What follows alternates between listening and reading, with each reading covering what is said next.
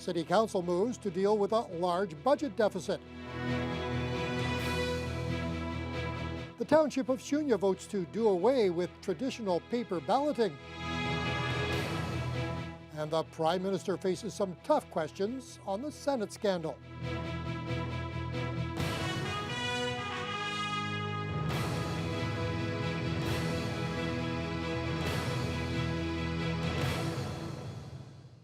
Good evening and thanks for joining us. The City of Thunder Bay's $5 million budget shortfall is being called scary by at least one member of City Council.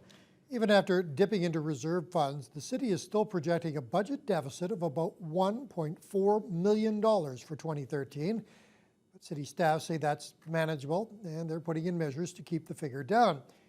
The budget update came on the same night as Council looked at a long list of priority projects that no money has been set aside for. Dennis Ward has the rundown. A very, very small amount. Well, the budget overrun is being portrayed with many different numbers. The simple math of the deficit in the tax-supported and rate-supported operations is $5.1 million. After tapping into various reserve funds, administration says that number will fall to about $1.4 million. That's reasonable, says the city manager, who hopes to find savings in other ways, but it's worrisome, says Rebecca Johnson. Now we have to look at a staff freeze. We have to look at how we can save dollars so that we don't spend any more money than we absolutely have to and for the 2 months that are left for this fiscal year. Winter maintenance and increased legal fees are leading the way in the budget overruns, but the implementation of full-day kindergarten in the public school system has already caused stress on the municipally run daycares. We've just seen this impact come at us in a bit of an avalanche, so that's why you see the $200,000 problem, that all those children who are the low-cost children in daycare have moved into the school system. A report on just how strained the situation is in the daycare system will come forward later this year. Council was also presented with a list of major projects totaling around $140 million over the next 5 years. For the next year, the wish list includes finishing off the 4-laning of Gulf Links Road and Junot Avenue, upgrading the conservatory, and building a trail along the waterfront.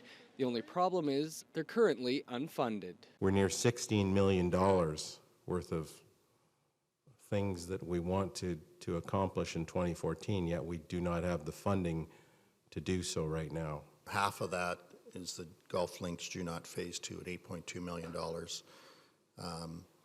So that project is set to go. I mean, we've got the design ready. We're ready to go to tender. We just need to know how we're going to fund it. So the rest of them, I think, Mr. Chairman, some of them have more flexibility. They could be pushed back.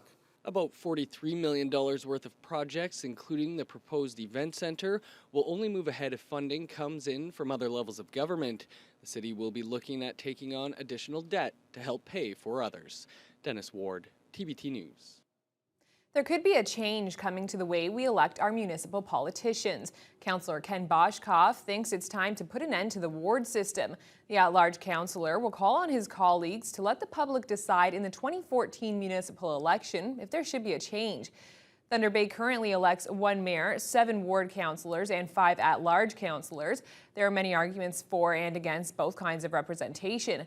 In 2010, 53% of the 321 Ontario municipalities surveyed used a ward system. Boshkoff feels it's a good time for the change. He says Thunder Bay is no longer a divided community. The former mayor calls an all-at-large system a more direct form of democracy, but not everyone agrees. Well, why not have 12 people who can represent that neighborhood at that level? Because right now you have to know that issue about that neighborhood and you get to vote on it. It may be that it's not just the ward councillor who has to know about it. You have a number of pitfalls that you can run into when you go to a total at-large system. What happens if every single councillor is elected from Current River? I'm sure West Fort would not appreciate that, or the East End for that matter. Much prefer to... We emailed other ward councillors about the possible change. Paul Pugh called the idea nonsense. Trevor Gertuga says the ward system allows for equal representation from all areas of the city. He'll propose reducing the number of representatives to 7 ward councillors, 1 deputy mayor and 1 mayor. Councillor Verderamo and Benz feel the current system is working just fine. The municipality of Shunya is taking their voting online. A resolution was passed at last night's council meeting that would see the township move from paper ballots to online or over-the-phone voting.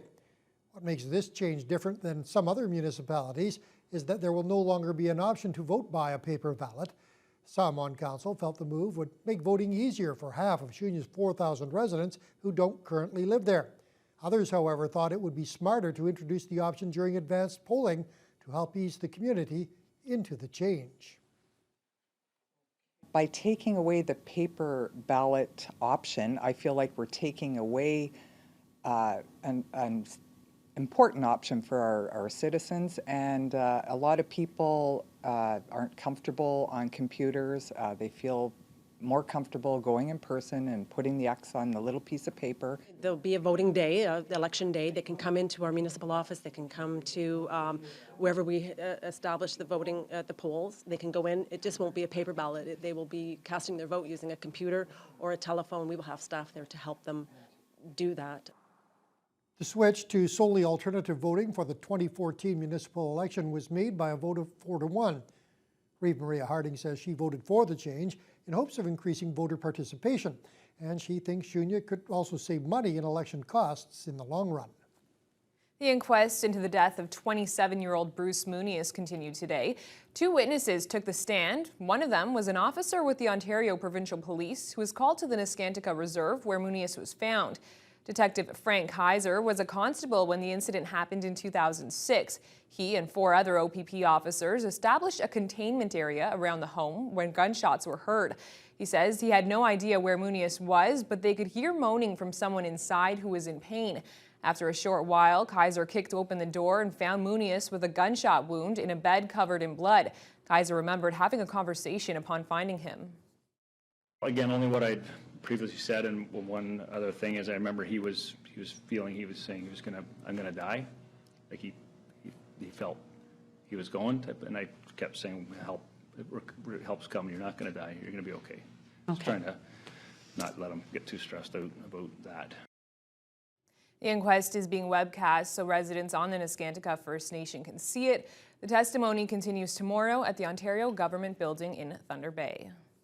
An October 5th house fire here in the city has led to charges against Beandigan Incorporated. It happened at a Balsam Street residence and resulted in 2 young boys being taken to hospital for treatment of smoke inhalation. As a result of an investigation, Beandigan has been charged with failing to maintain smoke alarms in an operating condition. The organization has also been ordered to develop a written plan for smoke alarm maintenance procedures. This follows inspections that showed problems with alarms at other Beandigan-owned and operated properties. Northern Development and Mines Minister Michael Gravel came under fire at Queen's Park today for his government's handling of the Ring of Fire and other mining issues. NDP critic Mike Mantha pointed to the threatened pullout by Cliffs Natural Resources and a recent lawsuit filed against the province by a Sudbury mining company as 2 major setbacks. He says the Liberals have failed to take concrete action to create jobs. There is no training of the workforce to meet the demand, there is no plan for infrastructure, and there is no electricity rate reductions. For 6 years, this government has talked the talk, but has done nothing on the ground to create the jobs and consult the communities.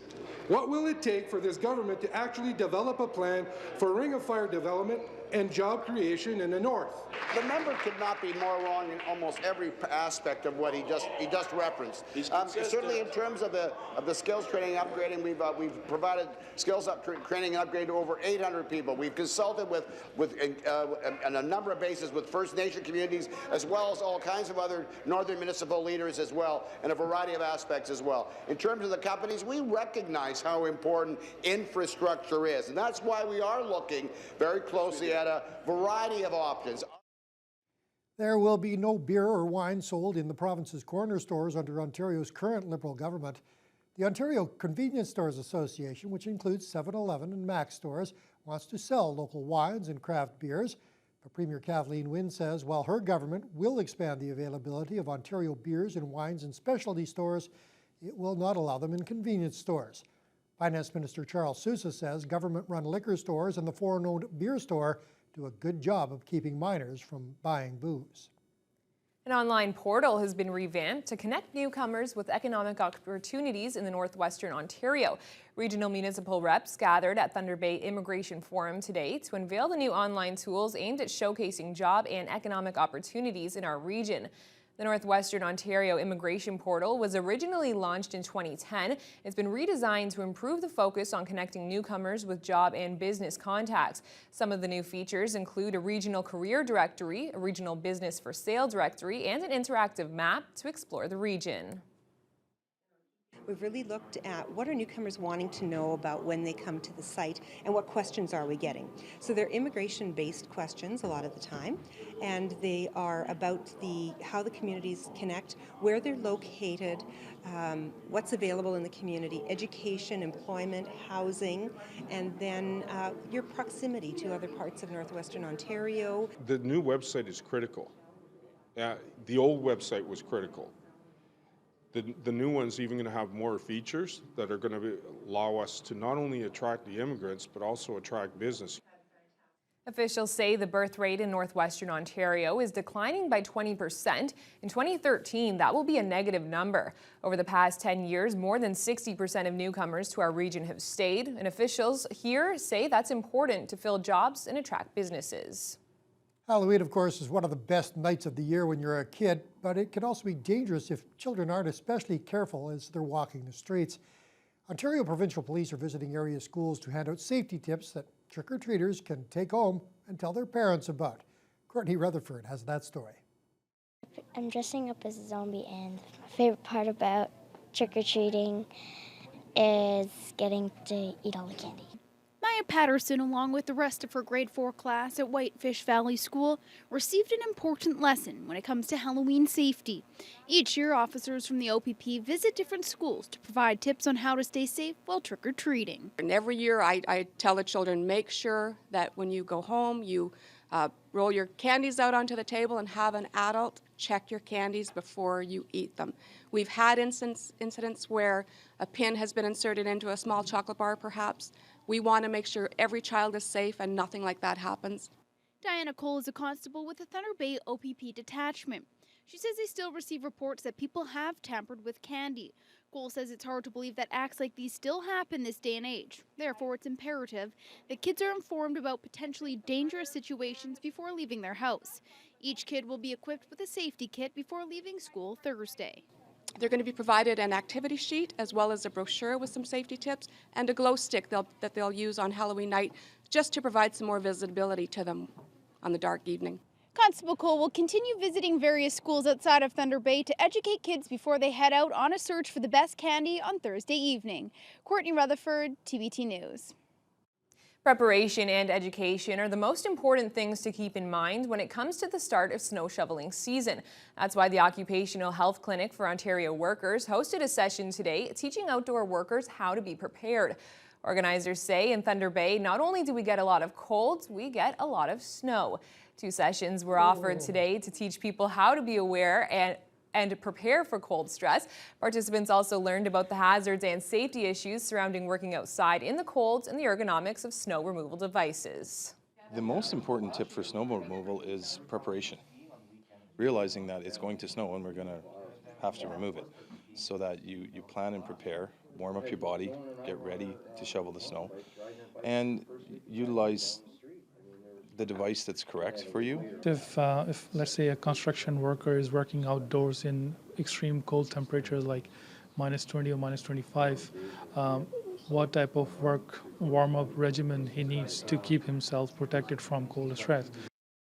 The initial sign of cold stress is shivering. Reddening of the fingertips, toes, and earlobes are signs of frostbite. Officials say warming up and using the right snow removal devices are most important when working outdoors in cold winter weather.